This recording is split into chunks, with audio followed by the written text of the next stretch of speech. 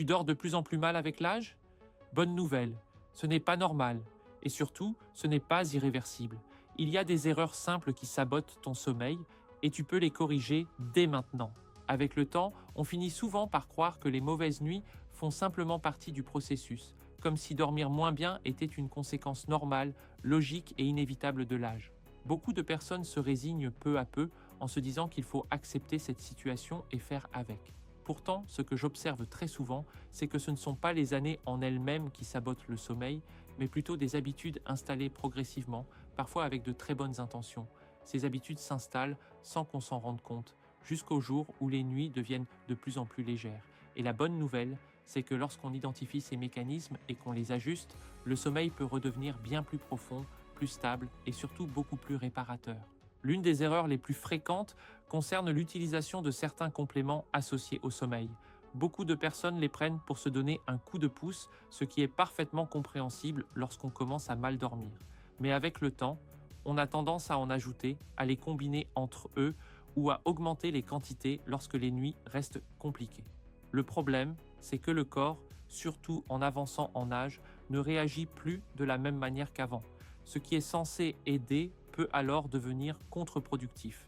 La digestion peut être perturbée, des réveils nocturnes peuvent apparaître et le rendormissement devient plus difficile.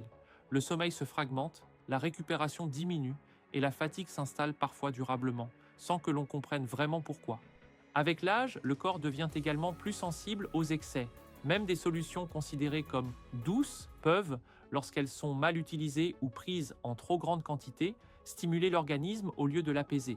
Cela peut se traduire par une agitation nocturne, une sensation d'inconfort, des réveils répétés ou une impression de sommeil trop léger.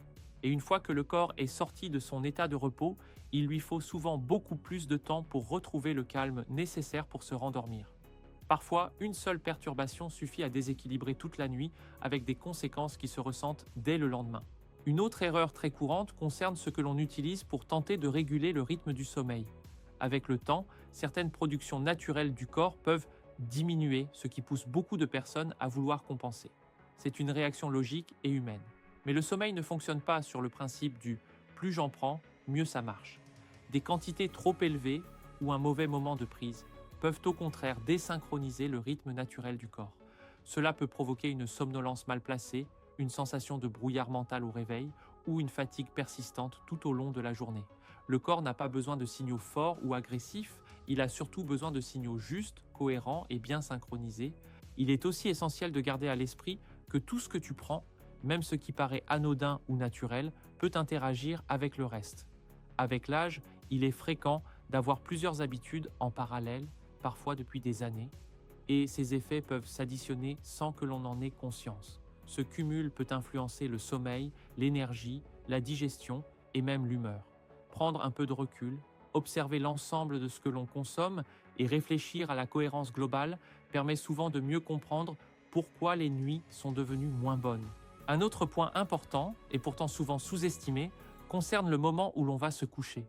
Beaucoup de personnes commencent à aller au lit de plus en plus tôt, parfois parce qu'elles se sentent fatiguées, parfois par ennui ou par manque d'activité en soirée. Le problème, c'est que se coucher trop tôt réduit la pression naturelle de sommeil. Le corps n'a pas encore accumulé suffisamment de besoins de repos. Résultat, les réveils surviennent très tôt, parfois en pleine nuit, avec une impression d'être bien éveillé et une impossibilité de se rendormir.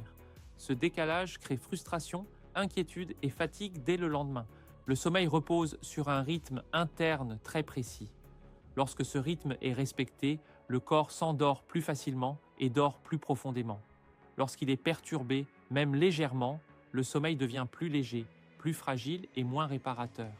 Ajuster son heure de coucher en fonction de l'heure à laquelle on souhaite se réveiller peut déjà transformer la qualité des nuits. Cela demande parfois de repenser ses soirées, non pas pour les remplir à tout prix, mais pour éviter de se réfugier trop tôt au lit par défaut. Les soirées jouent en effet un rôle clé.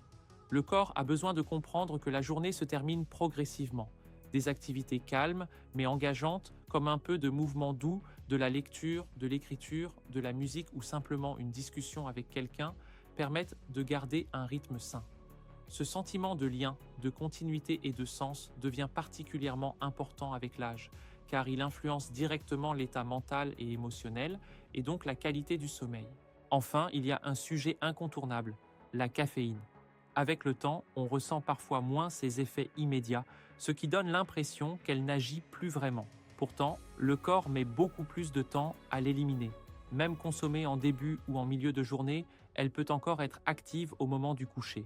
Le sommeil devient alors plus léger, plus fragmenté, sans que l'on fasse forcément le lien.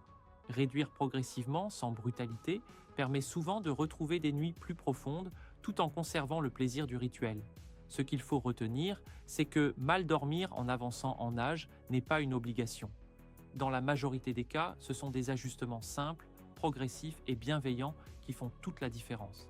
Le sommeil n'est pas quelque chose que l'on force ou que l'on contrôle par la contrainte. C'est quelque chose que l'on prépare, que l'on respecte et que l'on accompagne jour après jour avec patience. Si tu te reconnais dans certaines de ces situations, rassure-toi, rien n'est cassé. Ton corps essaie simplement de s'adapter à un nouveau rythme, à une nouvelle phase de vie. Et avec les bons repères, il est tout à fait capable de retrouver des nuits plus calmes, plus profondes et réellement réparatrices. Je te souhaite une bonne nuit en paix. Peace.